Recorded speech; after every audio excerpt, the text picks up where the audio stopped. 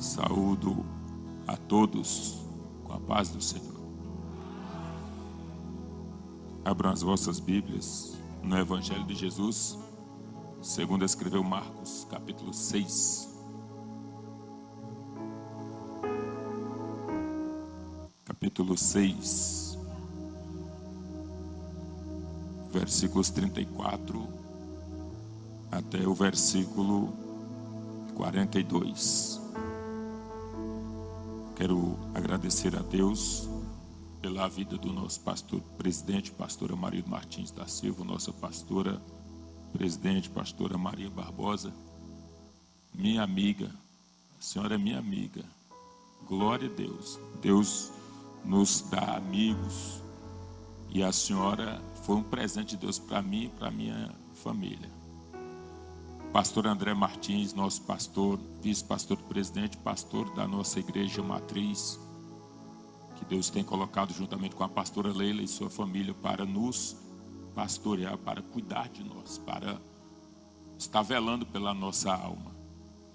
Fazendo assim, agradecimento eu estendo a todo o corpo de obreiros, na pessoa dos vice-pastores da igreja matriz, assim cumprimentar a todos aqueles que estão à minha retaguarda, e que Deus conserve em paz e segurança a missionária Conceição Beniz pelo convite que nos fez e pela saúde que o Senhor me concedeu de poder estar aqui. Do contrário, sem este milagre da vida, eu não estaria aqui para falar ao coração da igreja. A minha esposa, que sempre me acompanha, e Deus tem me dado ela de presente para que pudesse, por meio dela, também estar seguindo nesta caminhada, porque tenho certeza que se ela não existisse na minha vida, talvez eu não estivesse aqui. Como este era um projeto de Deus, que ela estivesse na minha vida assim, nós estamos aqui para glorificar o nome de Jesus. Muito obrigado, missionária Magda Cristina, porque tem sempre somado comigo. Meu irmão, o presbítero Marcos, meu irmão, Marcos Ribeiro, meu irmão, meu amigo, minha cunhada, cobradora, vendia lanche na cantina da CIB e depois vinha me cobrando. Aí eu peguei o apelido dela de cobradora, sempre chamo de cobradora, é por isso aí. Ela vinha me cobrar o lanche que eu comprava e demorava para pagar e ela cobrava na alta, valendo. Deus abençoe minha cunhada, em nome de Jesus. Marcos capítulo 6, versículos 34 até o 42, quem encontrou diz amém. Quem vai colar, diga glória a Deus. Vai colar no telão, claro, né? Está aí. E Jesus saindo, viu uma grande multidão e teve compaixão deles, ou seja, compaixão da multidão,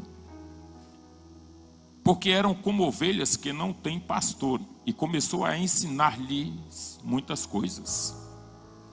E como o dia fosse já muito adiantado, os seus discípulos se aproximaram dele e lhe disseram: o lugar é deserto e o dia está já muito adiantado. Despede-os para que vão aos lugares e aldeias circunvizinhos e comprem pão para si, porque não têm o que comer. Ele, porém, respondendo, lhes disse: dai-lhes vós de comer.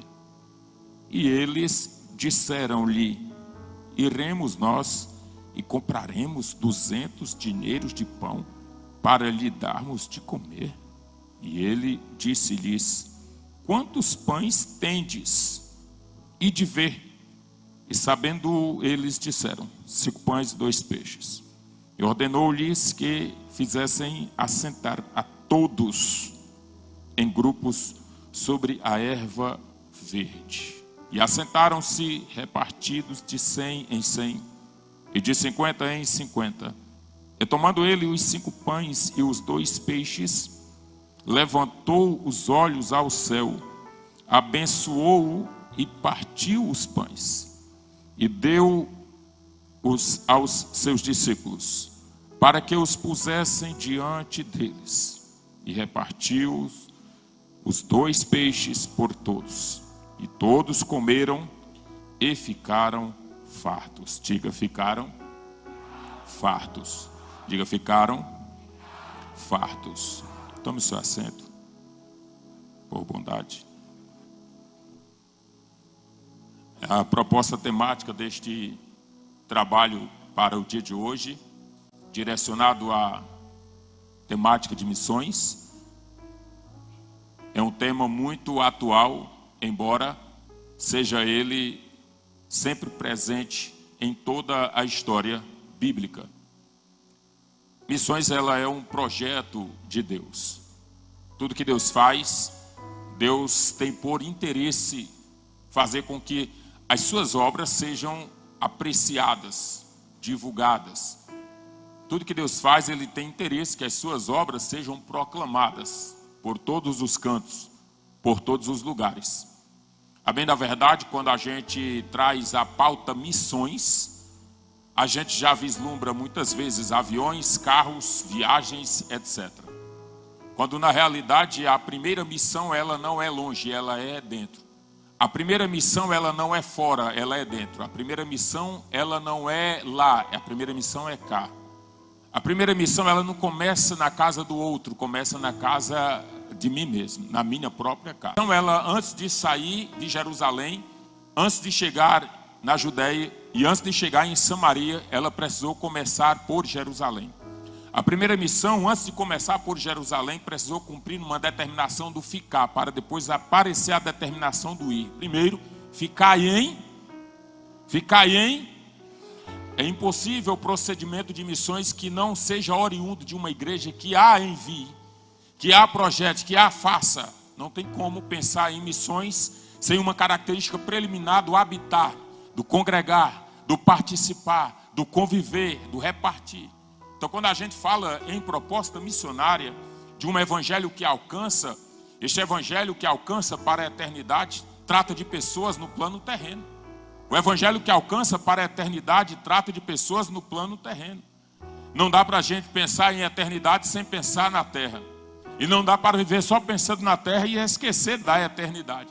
Precisamos encontrar o equilíbrio da nossa fé ao ponto de não esquecer que nós estamos na terra. E aqui nessa terra o evangelho ele tem que ser pregado. De que forma ele tem que ser pregado? Muitas vezes a gente pensa que o evangelho tem que ser pregado por pessoas e para pessoas, e queremos que os resultados desse evangelho sejam instantâneos na vida das pessoas. Mas quando eu estou falando de proposta espiritual para pessoas naturais, a Bíblia diz que as pessoas naturais, que o homem natural, não compreendem as coisas espirituais, porque as coisas espirituais se discernem espiritualmente. Se as coisas espirituais se discernem espiritualmente, por que então nós, de que modo nós vamos levar uma palavra de projeção espiritual para uma sociedade que vive na matéria, ou seja, a probabilidade deles reconhecerem daquilo que estou falando, ela é reduzida. Porque eu falo de coisas espirituais a homens naturais. Os homens naturais não compreenderão. Então eles precisam, o evangelho precisa de que seja trazido uma forma para que os homens naturais compreendam aquilo que estou fazendo. Então é quando Jesus começava a falar de coisas, de milagres, de projeções, ele não trazia uma ideia subjetiva, ele trazia uma ideia clara daquilo que ele queria apresentar. Jesus trazia uma aplicação prática dos contextos atuais da sociedade que ele estava levando o evangelho. Então, quando a gente olha para a sociedade e queremos implantar o evangelho para elas, instruí-las no caminho da salvação, apresentando para ela plataforma espiritual, se ela for natural, ela não compreenderá. E não compreendendo, ela não virá. Então a igreja precisa ligar o ponto da sua estratégia. De que modo nós vamos alcançar essas pessoas? Se espiritualmente elas não compreendem porque são naturais. Então o Senhor vai começar a usar os meios naturais que temos para explicar as portas espirituais para aqueles que não compreendem. É por isso que quando as pessoas querem comida, Jesus dá comida. E aí muitas vezes nós somos flagrados tratando as pessoas como se elas só quisessem o pão espiritual. Primeiro elas precisam conhecer Jesus. E para conhecer Jesus na plataforma espiritual, preciso materializar o milagre.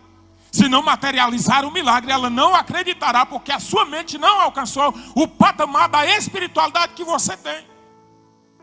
É por isso que quando o Evangelho trata, na perspectiva de Marcos, ele trata de uma perspectiva sociológica. O Evangelho que alimenta as pessoas.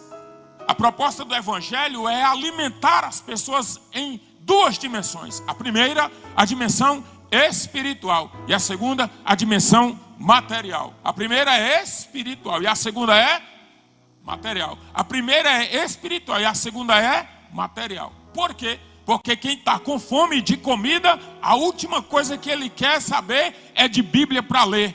Ele quer saber de pão para saciar a sua fome, para que aí depois traga a palavra de vida eterna apresentada preliminarmente por meio daquilo que é matéria exposta para as pessoas como milagre.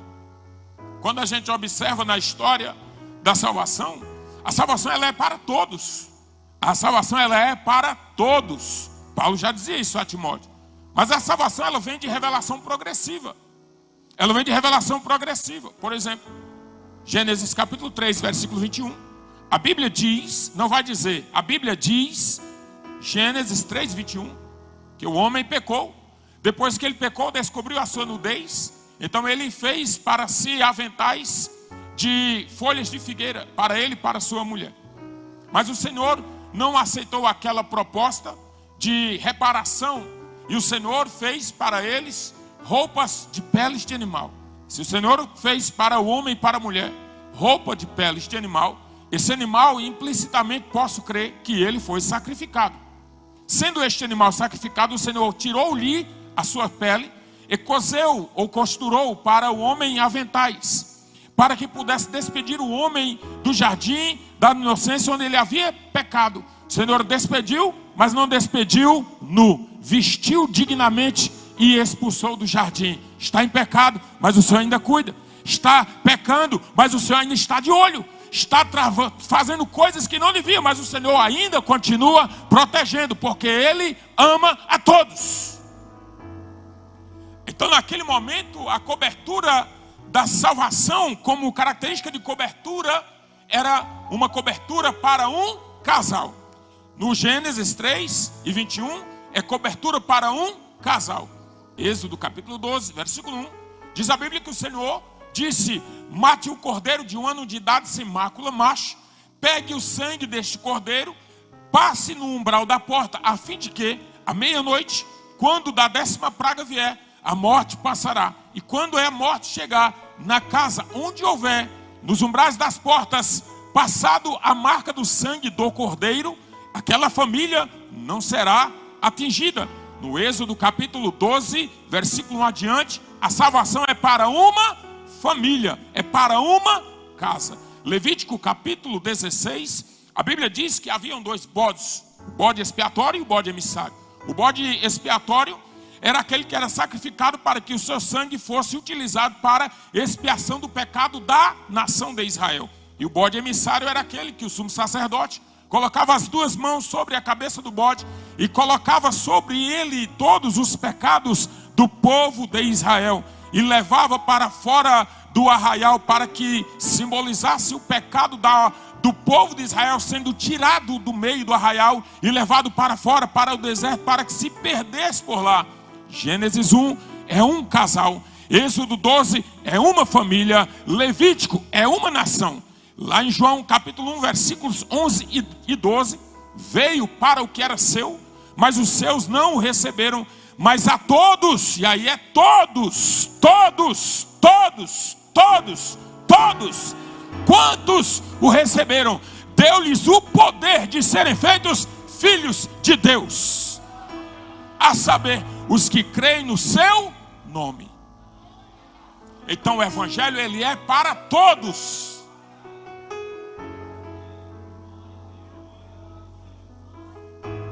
O Evangelho é para todos.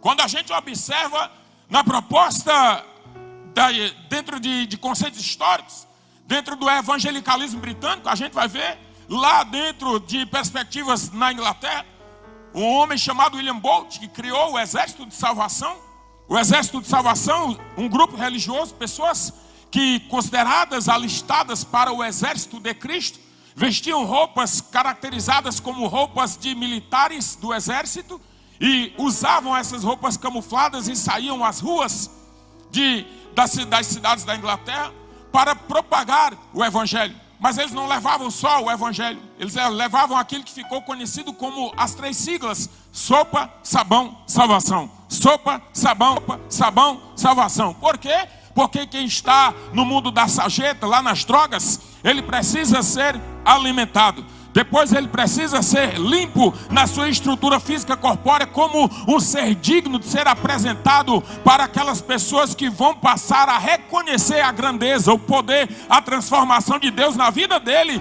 lá fora no fedor e na fome, aqui dentro no cheiro e na abundância de alimento e na vida eterna, a salvação. É por isso que crente é povo bonito, crente é povo bonito. Não existem pessoas feias. Não existem pessoas feias. Olha para o irmão que está do seu lado. Não diga nada, pelo amor de Deus. Não existem pessoas feias. Olha para ela. Ela não é feia. Segundo o sábio Salomão, cuja sabedoria não se ouve em outro homem além dele, o homem chamado Salomão diz que o coração alegre aformoseia o rosto. Foi Salomão quem disse, não foi pastor Elidiano. Coração alegre aformoseia o rosto. Então não existem pessoas feias, existem pessoas tristes. A tristeza na alma tira o brilho do ser humano escolhido por Deus que a pessoa é. Mas quando o evangelho entra, a graça entra, o poder entra, esta alegria toma conta da sua vida e você passa a admirar a pessoa mesmo do jeito que ela é. Não existem pessoas feias.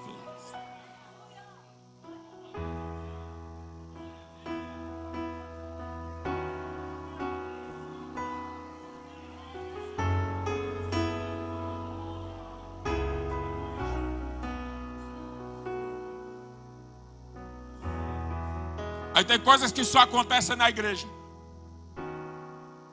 Porque as pessoas, elas se confraternizam, elas vivem em paz, elas vivem em alegria, porque elas são bem-aventuradas. Dentro das características da bem-aventurança é a beatitude. A beatitude é uma alegria que brota de dentro para fora e não de fora para dentro.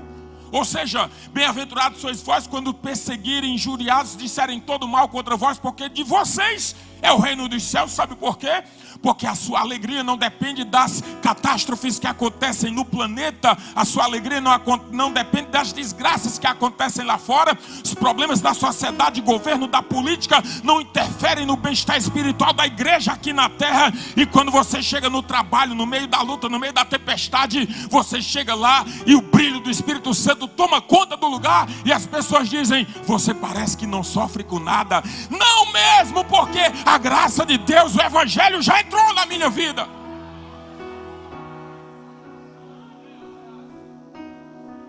Então, dentro desta proposta do evangelho, do sopa, sabão e salvação de William Booth, lá na Inglaterra, dentro da proposta do evangelho que alcançou crianças, a partir delas alcançando toda uma sociedade, com a implantação da escola bíblica dominical também na Inglaterra, podemos observar que dentro desta cultura da pregação do evangelho existe algo que a igreja não pode se furtar da sua responsabilidade. Que a igreja não pode se furtar da sua responsabilidade. Primeiro, porque Atos capítulo 2, versículos 42, diz a Bíblia: e perseveravam na doutrina dos apóstolos, e na comunhão, e no partir do pão, e nas orações. Duas coisas nós temos aqui dentro desta característica da igreja. A primeira coisa é o conhecimento. A quarta coisa é a oração. Entre o conhecer e o orar está o conviver e o repartir. O conviver é o relacionamento de pessoas para com pessoas. E o repartir é a responsabilidade social da igreja. É a responsabilidade social da igreja. As pessoas não podem ser esquecidas dentro das suas necessidades. Para tanto, em Atos capítulo 6, por esta razão, os apóstolos disseram: não é justo que nós cuidemos das mesas também, e enquanto temos que cuidar da palavra, vamos separar homens que possam cuidar das mesas. O que era isso, pastor? Era fazer com que aquilo que estava previsto na lei, onde os órfãos e as viúvas deveriam ser assistidos, para que a igreja cumprisse o propósito dela na terra enquanto responsável pela sociedade no que diz respeito à sua assistência, eles disseram: precisamos colocar homens idôneos, homens cheios do Espírito Santo, de sabedoria e de boa reputação para cuidar dessas pessoas. E assim foram instituídos aqueles que a igreja passou a conhecer como diáconos, para assistir os órfãos e as viúvas, enquanto os apóstolos cuidavam da palavra. O apóstolo Tiago, cuidando da igreja de Jerusalém, ele trouxe algo muito interessante, dizendo que é necessário, que a verdadeira religião é aquela que as pessoas conseguem cuidar umas das outras, é assistir os órfãos e as viúvas nas suas necessidades. Ele diz mais, capítulo 2, versículos 17, 18, 19 e 20, ele traz uma tratativa a respeito da fé, que a fé sem a obra, ela é morta. Como assim, pastor? Então somos salvos pelas obras também? Porque Paulo diz, capítulo 3 de Romanos, versículo 28, que o homem, ele é justificado somente pela fé. Ora, há contradição nisso? Se Paulo está dizendo que o homem é justificado pela fé e não pelas obras da lei. E agora Tiago diz que o homem é justificado pelas obras também e não somente pela sua fé, porque a fé sem a obra, ela é morta. Existe uma grande diferença, porque Paulo está falando aos legalistas judeus, que diziam que apenas o fato de acreditar, apenas o fato de fazer as obras que o pai Abraão tinha feito, tinham salvação garantida. Tiago estava falando à aristocracia judaica, que acreditava que bastava crer e não precisava mais assistir o órfão e a viúva na sua necessidade. A Bíblia pega esses dois polos e coloca aqui e diz assim: é necessário que haja as duas coisas, a fé, e é necessário que também haja as obras. Qual era isso, pastor? As obras são os sinais, e a fé é aquela que está comigo e com você. E as obras vêm à minha retaguarda. Os sinais seguirão aos que creem. Os sinais seguirão aos que creem. Então, Tiago estava certo, porque ele falava à aristocracia judaica, dizendo: vocês precisam tirar a cabeça do céu um pouco e colocar os pés na terra, porque vocês estão com a cabeça no céu, fé, mas estão com os pés na terra. Não, vocês estão só com a cabeça no céu, estão esquecendo o povo aqui na terra. Não pode esquecer o povo aqui na terra. As pessoas na terra querem comida, as pessoas na terra querem ser assistidas, e não podemos fazer por elas esperando que elas se convertam, porque quantas vezes nós já vimos, já assistimos pessoas levarem a cesta básica e dizendo: fulano, estou levando a cesta básica, mas aquele miserável não quer nem vir para a igreja. Leva a cesta básica para ele e ele não quer vir para a igreja. Você não faz por causa dele, você faz por causa de você. O problema não é ele, o problema tem que estar em você. Se assim for, creia que quando eu faço para alguém, não importa se ele vai pegar a cesta básica, vai torrar, vai queimar, vai enterrar, não importa.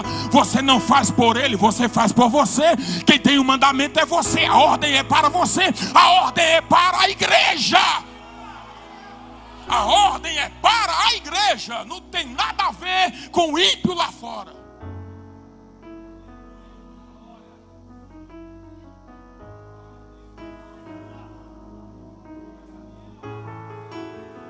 Eu não faço com barganha.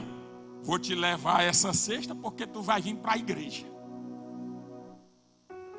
Vou te ajudar a pagar tua água e tua energia porque você vai vir para a igreja.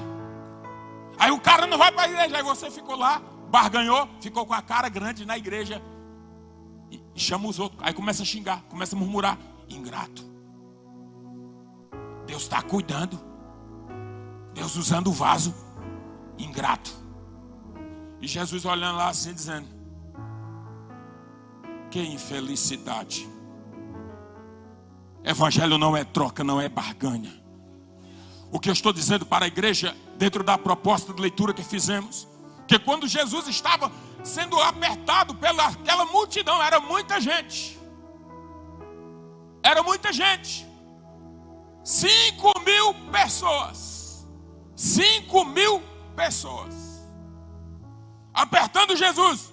Queremos ficar aqui.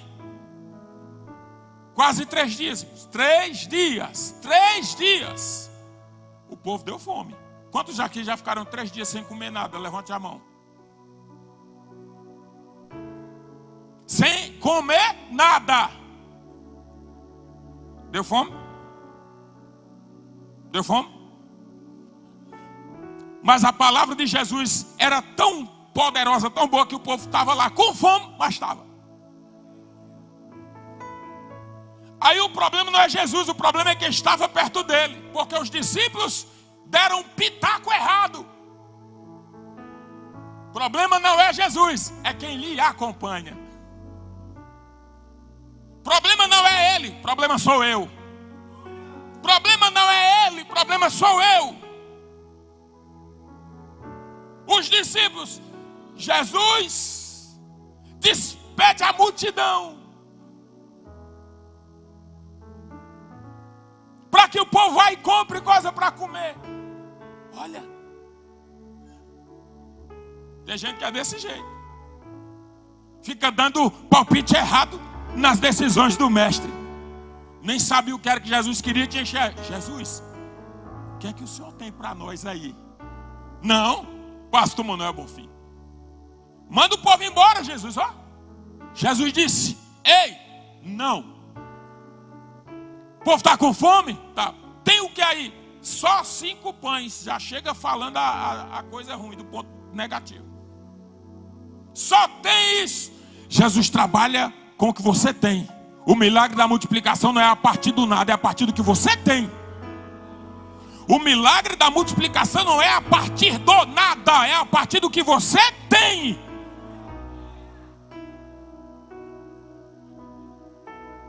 E aí Jesus, tem o que aí? Então manda esse povo aí assentar, pega esses 5 pães aí, traz para cá. Manda o povo assentar, porque com Jesus é assim. Jesus não despede ninguém. O povo estava com fome. E era fome de comida. Era pão mesmo que sacia a fome natural do ser humano, necessidade fisiológica. Jesus não vai mandar ninguém embora. Onde Jesus está, tem pão para todos. Onde Jesus está, tem graça para todos. Onde Jesus está, ninguém fica passando fome. Ninguém passa fome onde Jesus chega. Ninguém passa fome onde Jesus está. Quando Jesus chega no lugar, a fome ele sacia, tanto a fome espiritual, tanto quanto a fome material. Ele é o Senhor de todas as coisas, mas Ele usa você e usa a minha pessoa para trazer a promoção de alimentos para pessoas. Por isso, por várias vezes, a equipe missionária saiu daqui por várias e várias vezes, saindo daqui com caçamba, com caminhão cheio de mantimentos, cheio de roubo. Por quê? Porque para levar o evangelho, a palavra de vida eterna tem conotação espiritual, mas para quem está na carnalidade não compreenderá, vai compreender você a partir do que você apresentar. Um dia, uma mulher foi dar um testemunho dentro da sala de aula, dentro de uma proposta missionária, estudando fenomenologia da religião. E ela disse: a senhora, quando eu estava fazendo missões em uma cidade aqui, em uma aldeia no estado do Amazonas, ao fazer missões lá, por 3 meses eu permaneci. Chegou um dia, eu falava de Jesus. Quando chegou um dia, eu precisei passar por uma situação vexatória, portanto, uma situação muito triste e pesada para ela, pelas incertezas do que poderia vir.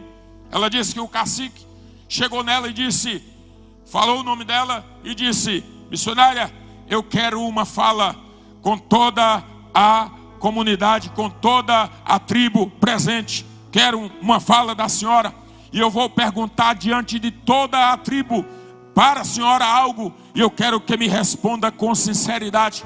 Do contrário, alguma coisa pode não sair como a senhora planeja.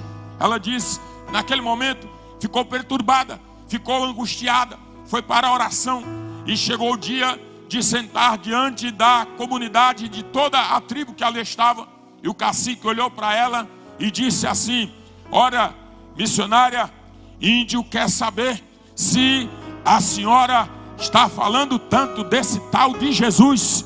Índio quer saber se esse tal de Jesus é bom tanto quanto a senhora é para índio. A referência não era mais ele, a referência era a missionária. A referência não era mais Jesus, era a missionária. Por quê? Porque para quem está no plano material, não compreende as coisas espirituais. Então a referência vai ser eu e você. Daí você vai entender o porquê Paulo diz: sede meus imitadores, como eu sou de Cristo. Por quê? Porque o mundo lá fora quer olhar para nós e ver Cristo. Eles não vão olhar para Cristo, porque eles não têm a referência do sobrenatural. Quem tem a referência do sobrenatural sou eu e você, enquanto igreja. Eles vão olhar para nós. E aí ela disse para o índio: seu cacique, esse Jesus que eu falo, ele é muito melhor do que eu, e foi ele quem me usou para estar aqui por este período com toda esta tribo. Naquele momento ele disse: pois a partir de hoje toda a tribo estará servindo esse Jesus que está na vida desta mulher.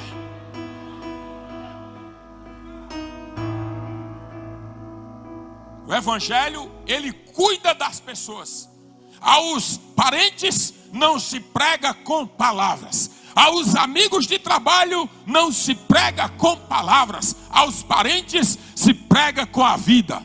Aos colegas de trabalho se prega com a vida. Aos que não te conhecem, as palavras chegarão onde a sua presença física não alcançar, mas onde a sua e a minha presença física alcançar, a minha vida deve reverberar a graça, o poder, a unção do evangelho transformador. Muda a vida das pessoas.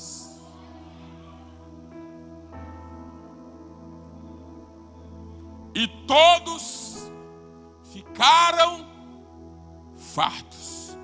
Não fala que todo mundo virou discípulo de Jesus. Não fala que todo mundo saiu sendo batizado no Espírito Santo. Não fala que todo mundo saiu dali com o nome anotado para congregar na igreja do irmão André, do irmão Pedro, do irmão João, do irmão Tiago, do irmão Simão. Não fala. Nem sei para onde foram, nem sei se criaram na fé, nem sei se talvez só encheram a barriga. Não importa, não importa. O que importa é que o evangelho foi pregado. Isto é o que importa.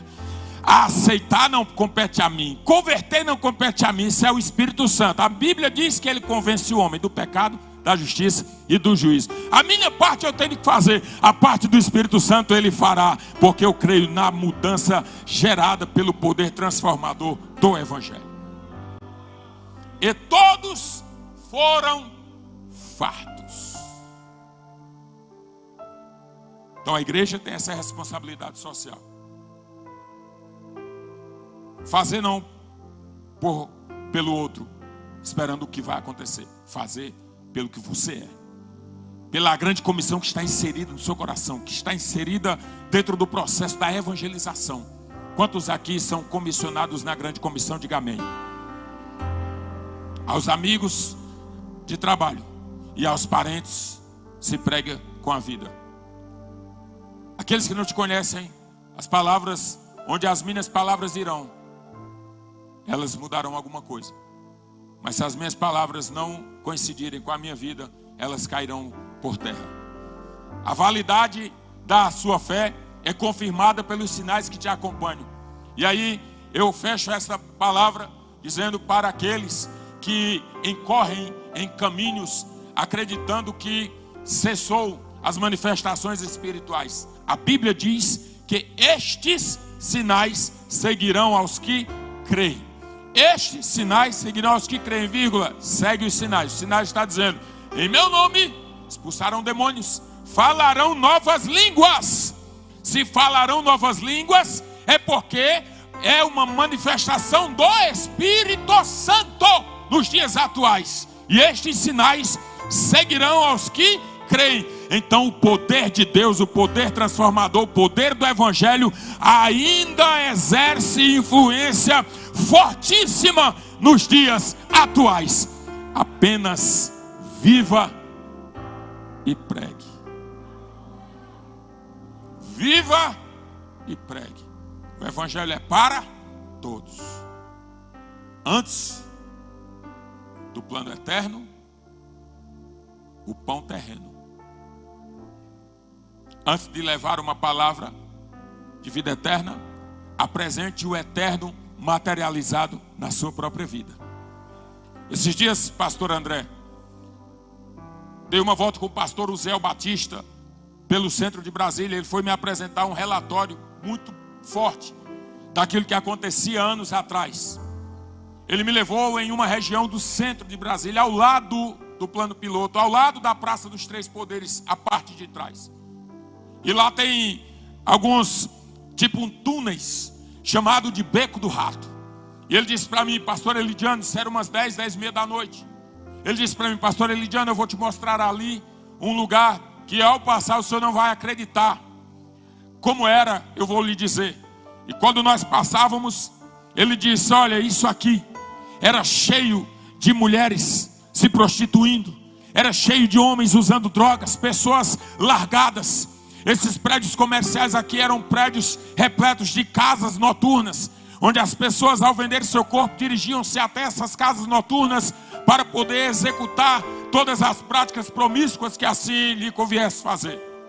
Então, ele olhou assim, e olha, pastor, são 10h30 da noite, o senhor está vendo alguma coisa? Eu disse, eu não estou vendo nada. Ele disse, isso aqui, pastor, é o poder do evangelho em Brasília. Igrejas o tempo todo pregando aqui, área pacificada. Você não encontra uma pessoa fazendo absolutamente nada. Por quê? Porque quando o evangelho entra com o alimento, com a palavra de vida eterna, todo o ambiente é limpo pelo poder do nome de Jesus. Então não se preocupe. Pregue, leve a palavra, ensine a palavra, e o poder de Deus vai mudar a vida de pessoas a partir da sua missão. Todos foram fartos. O evangelho cuida das necessidades fisiológicas das pessoas. Cuida. De pé, por favor, igreja.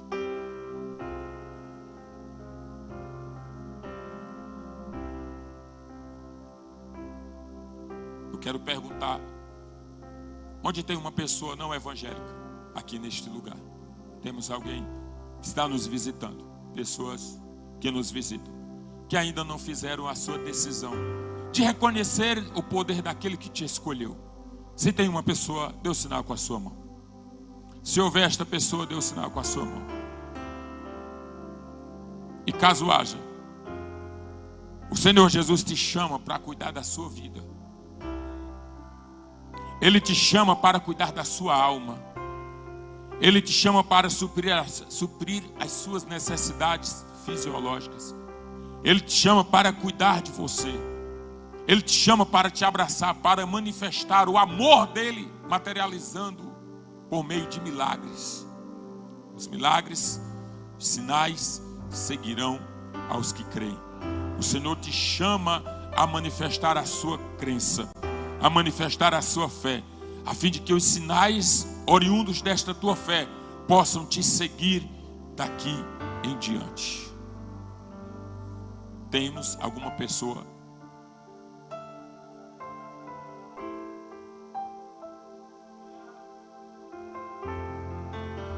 Agora, se não tem, e aí é uma questão de cura. Onde é que tem uma pessoa que por algum momento, você fez algo para a missão, e no seu coração você ficou esperando o retorno? Isso é exame de consciência. Entenda.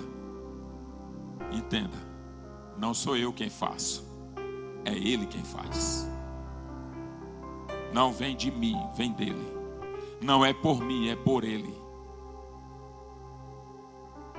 Se tiver uma pessoa, sai do seu lugar e venha receber Jesus. Mas se tem alguma pessoa que fez esperando troca, exame de consciência. Feche os seus olhos, vamos orar. Altíssimo Deus e Pai, em Tua presença, Pai, nós estivemos mais uma vez nesta noite. Acreditamos nós, Senhor, que esta palavra de vida eterna, que vem de Ti, Senhor, uma característica de trazer para nós conscientização das nossas necessidades enquanto igreja aqui na terra, que devemos assistir as pessoas, tendo isto como responsabilidade social da igreja, fazer trabalho de missões, contribuindo, indo e orando, fazer o trabalho de missões, Senhor, para que vidas sejam alcançadas, para que o evangelho seja levado e os milagres aconteçam, mas que sobretudo, Senhor, que na nossa vida possa manifestar a claridade do céu, que na nossa vida possa manifestar o sal da terra, que nós possamos ser o tempero desta geração, que nós possamos, por meio das nossas ações e práticas, chegar, Senhor, ao pleno conhecimento de Ti, e que também possamos fazer com que pessoas cheguem ao pleno conhecimento de Tua presença. Senhor, cuida de pessoas aqui, assiste estes órfãos, as viúvas deste lugar,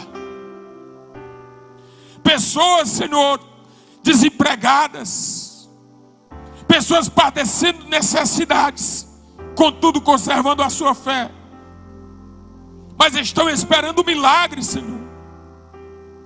Que Tu possas promover este milagre, que o Senhor possa usar pessoas para que possam, Senhor, ajudá-los, assisti-los nas suas necessidades.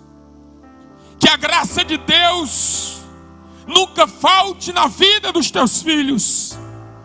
Que o pão do céu, mas que também o pão material, nunca falte sobre a mesa. Que haja abundância de viveres, que haja prosperidade sobre a vida daqueles que neste momento, Senhor, clamam pelo Teu nome. É o que nós Te pedimos, Senhor. Usa os Teus filhos, fortalece a Secretaria de Missões, para que possa, por meio deste trabalho, glorificar o nome de Jesus. Assim nós Te oramos, nós Te agradecemos, em nome do Pai, do Filho e do Espírito Santo.